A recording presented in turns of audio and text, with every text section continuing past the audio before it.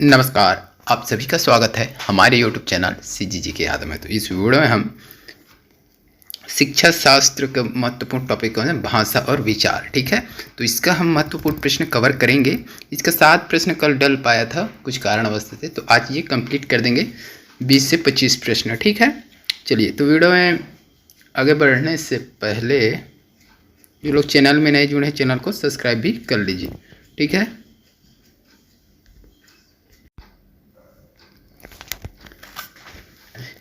Bell icon की घंटी जरूर दबाइएगा ताकि हमारे अगले वीडियो का नोटिफिकेशन आपको मिल सके। तो पहला प्रश्न क्या है देख लेंगे। सामान्य बुद्धि वाले बालक प्रायः किस अवस्था में बोलना सीख जाते हैं? तो सामान्य जो बुद्धि वाले बालक होते हैं प्रायः किस महीने में बोलना सीख जाता है वो चीज़ आपको बताना है। यहाँ पर 11 माह दिया है, 16 माह, 34 माह, 51 माह। क्या होगा इस प्रश्न का सही आंसर? तो इस प्रश्न के सही आंसर की अगर बात करें दोस्तों तो ऑप्शन सी सही हो जाएगा। ठीक है, 34 माह में प्रायः बोलना सीख जाता है वो। ठीक है, चलिए अगला प्रश्न क्या है। दूसरे वर्ष के अंत तक शिशु का शब्द भंडार हो जाता है। दूसरे वर्ष के अंत तक मतलब 2 वर्ष में। ठीक है, दूसरे वर्ष के अंत तक मतलब 2 वर्ष में। तो 100 शब्द दिए है, 60 शब्द, 50, 10 शब्द। इसका सही आंसर हो जाएगा ऑप्शन ए हो जाएगा 100 शब्द। ठीक है, दूसरे वर्ष से मतलब 2 वर्ष में बच्चे जो शिशु होते हैं उसका शब्द भंडार की अगर बात करें तो 100 शब्द भंडार हो सकता है। ठीक है, अगला क्या है देख लीजिएगा।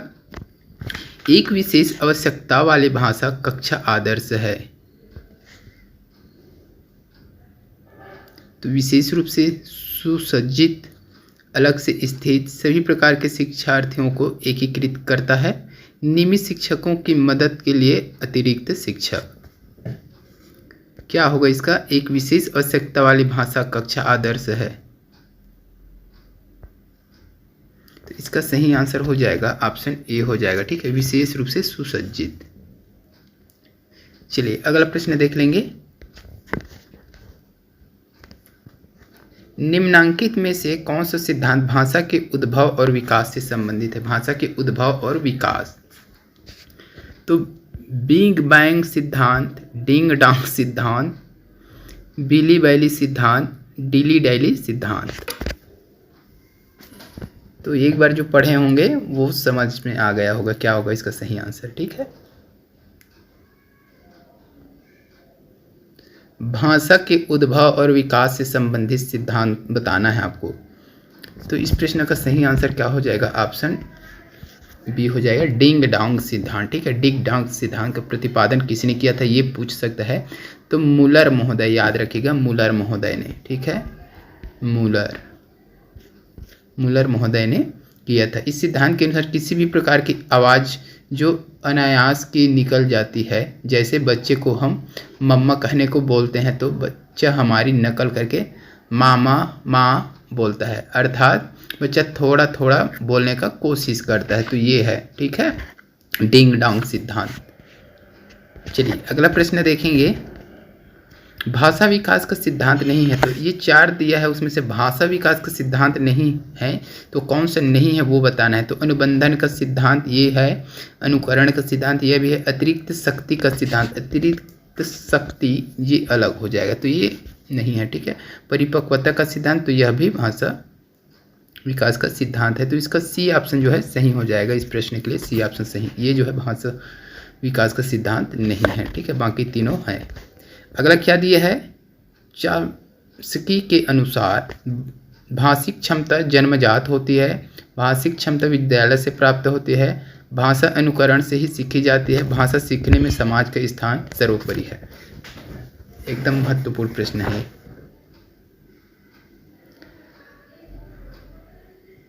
तो नोएम चॉम्स्की, ठीक है, इनके अनुसार क्या है, भाषिक क्षमता जन्मजात होती है। तो इसके अनुसार पूछा है तो भाषिक क्षमता जन्मजात होती है, ये बताया है इन्होंने। और इसी को क्या बोलते हैं, कट्टरवाद था। किसके विरोधी थे ये? व्यवहारवाद के कट्टर विरोधी थे। कौन?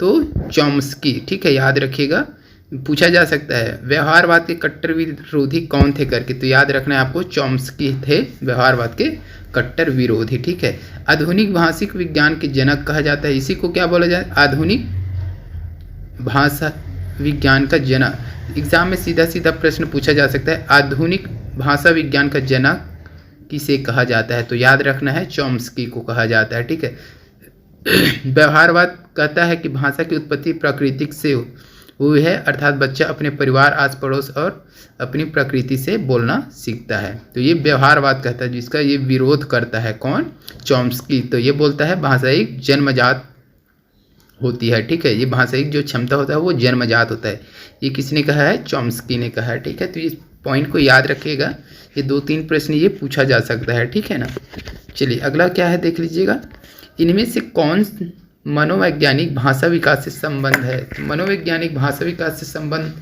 कौन है भाई, मनोवैज्ञानिक भाषा विकास से संबंध बिने, चॉम्स्की, पावलोव, मास्लो, ये सभी को पता होगा। भाषा विकास से संबंधित अभी जस्ट पढ़े हैं ना, चॉम्स्की हो जाएगा। ठीक है, अगला क्या है,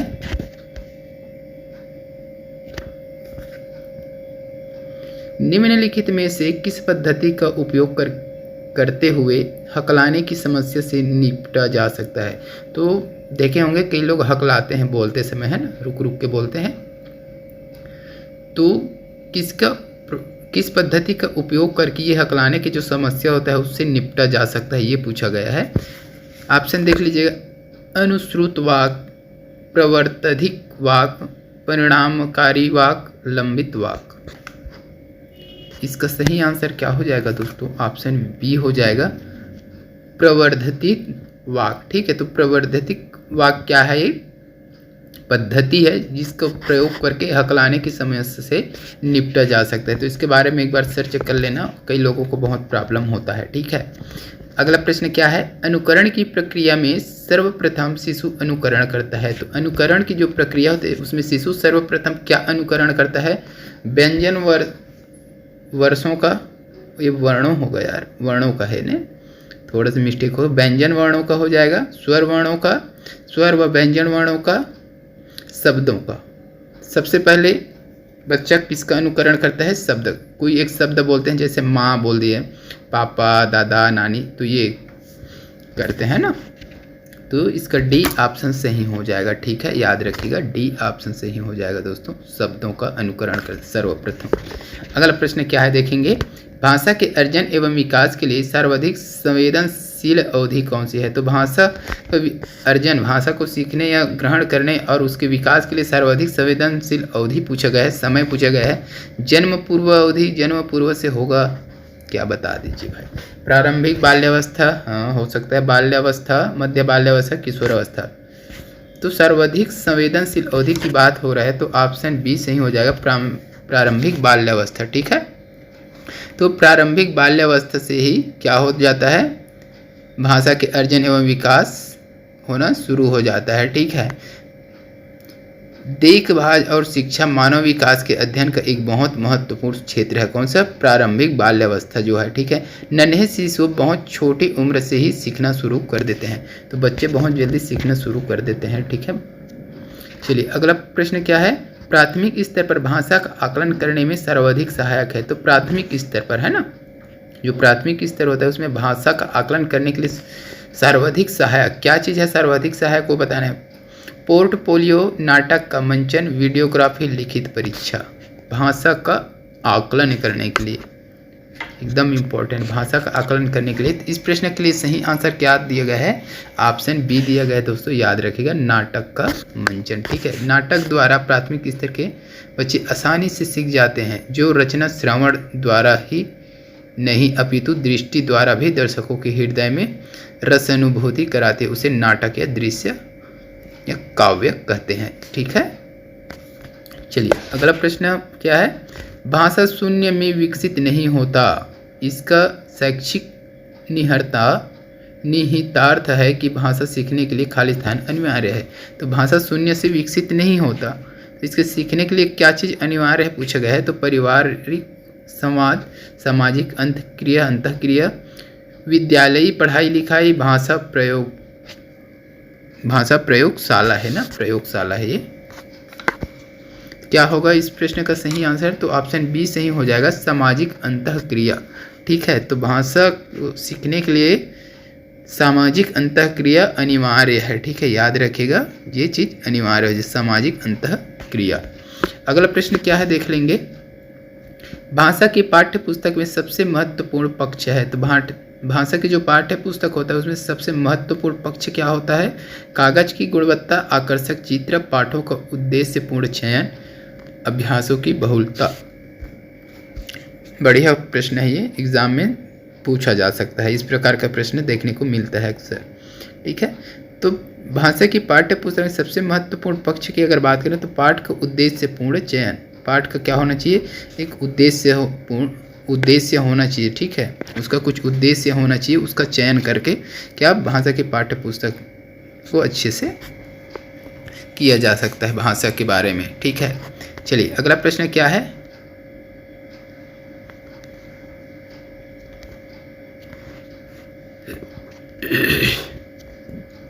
प्राथमिक स्तर पर भाषा सिखाने की सर्वश्रेष्ठ विधि है। प्राथमिक स्तर पर भाषा सिखाने की सर्वश्रेष्ठ विधि की बात करें तो इस प्रश्न के लिए सही आंसर क्या होगा कमेंट करके बताइएगा। बच्चों के साथ कविता गाना, बच्चों को कहानी सुनाना, बच्चों को पाठ्य पुस्तक पर आधारित वीडियो कार्यक्रम, बच्चों को भाषा का प्रयोग करने के विविध अवसर देना। एकदम ज़बरदस्त प्रश्न है, ऑप्शन डी सही हो जाएगा। बच्चों को भाषा का प्रयोग करने के लिए विविध अवसर देना, ठीक है, तो इसका डी ऑप्शन सही हो जाएगा, याद रखिएगा। अगला क्या है। बुनियादी स्तर पर मातृभाषा में शिक्षा देना बेहतर है क्योंकि बच्चे में आत्मविश्वास का विकास करेगा, अधिगम को सरल बनाएगी, बौद्धिक विकास में सहायता करेगा, प्राकृतिक वातावरण में बच्चों को सीखने में सहायता करेगी। तो इस प्रश्न का सही आंसर हो जाएगा दोस्तों ऑप्शन डी हो जाएगा, प्राकृतिक वातावरण में बच्चों को सीखने में सहायक करेगी। तो ये बुनियादी स्तर पर मातृभाषा में ही शिक्षा देना बेहतर है, ठीक है। अगला प्रश्न देख लीजिएगा। प्राथमिक स्तर पर शिक्षा का माध्यम है। तो प्राथमिक स्तर पर शिक्षा का माध्यम क्या है? हिंदी होनी चाहिए, अंग्रेजी होनी चाहिए, उर्दू होनी चाहिए, बच्चे की मातृभाषा होनी चाहिए। तो अभी जो पढ़े हैं आप देख सकते हैं और ऑप्शन डी सही हो जाएगा, बच्चों की मातृभाषा होनी चाहिए। प्राथमिक स्तर पर जो शिक्षा का माध्यम होता है वो बच्चों की मातृभाषा के माध्यम में होना चाहिए। चलिए अगला क्या है। भाषा के अर्थ की सबसे छोटी इकाई है। तो भाषा के अर्थ की सबसे छोटी इकाई वाक्य, रूपी, स्वनिम, स्वनिम, संकेत, प्रयोग, विज्ञान। इस प्रश्न का सही आंसर हो जाएगा ऑप्शन बी हो जाएगा, रूपिम, ठीक है। अगला प्रश्न क्या है देख लीजिएगा।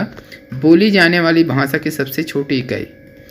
तो भाषा में अर्थ की सबसे छोटी इकाई पूछा गया था तो रूपिम हो गया था, और बोली जाने वाली भाषा की सबसे छोटी इकाई पूछा गया है तो ऑप्शन सी हो जाएगा, इसका ध्वनि ग्राम हो जाएगा। ध्वनि ग्राम बोलेंगे तो ध्वनि निकलेगा ना, तो ये हो जाएगा ध्वनि ग्राम, याद रखिएगा ऑप्शन सी। अगला प्रश्न क्या है। थ, फ, च ध्वनियाँ हैं। तो ये किस प्रकार की ध्वनियाँ? थ, फ, च। तो इसका सही आंसर क्या हो जाएगा? ऑप्शन डी हो जाएगा, स्वनिम ध्वनि हो जाएगा, ये स्वनिम, ठीक है। अगला प्रश्न क्या है। भाषा का वह घटक जो ध्वनि की गति के अनुक्रम, संचालन एवं उनकी रचना से संबंधित नियम की चर्चा करता है उसे क्या कहते हैं?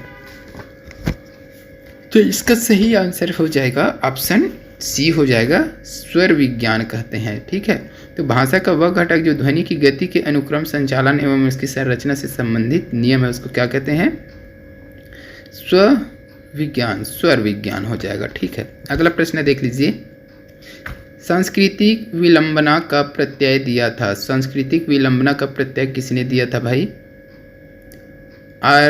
आगरबन एवं निमकॉफ, टायलर एवं डायलर, व्हाइटहेड, रेडफील्ड।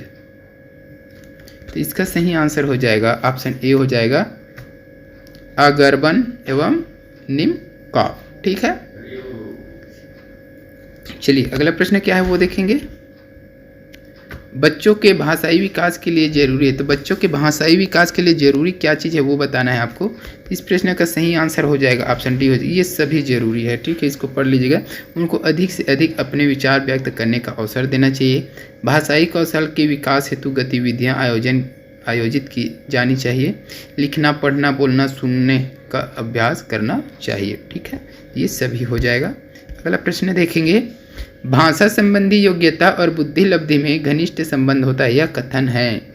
तो भाषा संबंधी योग्यता और बुद्धि लब्धि में घनिष्ठ संबंध होता है, यह किसने कहा, ये पूछा गया है। लावेल तथा मार्केल, स्पाइकर तथा इरविन, फिशर तथा लांबा टर्मन। तो इस प्रश्न का सही आंसर क्या हो जाएगा दोस्तों, ऑप्शन बी हो जाएगा, स्पाइकर तथा इरविन। स्पाइकर तथा इरविन ने कहा है कि भाषा संबंधी योग्यता और बुद्धि लब्धि में घनिष्ठ संबंध होता है। चलिए अगला प्रश्न क्या है, देख लीजिएगा। स्मृति स्तर और समझ स्तर के शिक्षण मॉडल के सी टैक्स में कौन सा चरण प्रमुख है? योजना, अन्वेषण, सामान्यीकरण, प्रस्तुतिकरण। तो इस प्रश्न का सही आंसर हो जाएगा अन्वेषण हो जाएगा। ठीक है, अगले प्रश्न की ओर बढ़ते हैं, जो कि इस वीडियो का लास्ट प्रश्न है दोस्तों।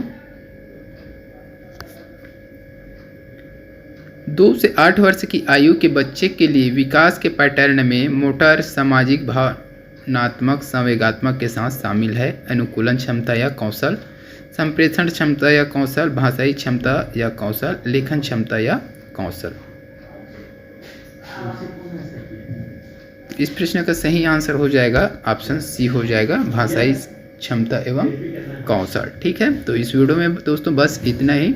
वीडियो अच्छी लगी तो वीडियो को लाइक कर दीजिएगा, शेयर कर दीजिएगा। इसी प्रकार के वीडियो के लिए चैनल पे बने रहिएगा। जल्द मिलते हैं अगले वीडियो के साथ, तब तक के लिए वंदे मातरम, जय हिंद।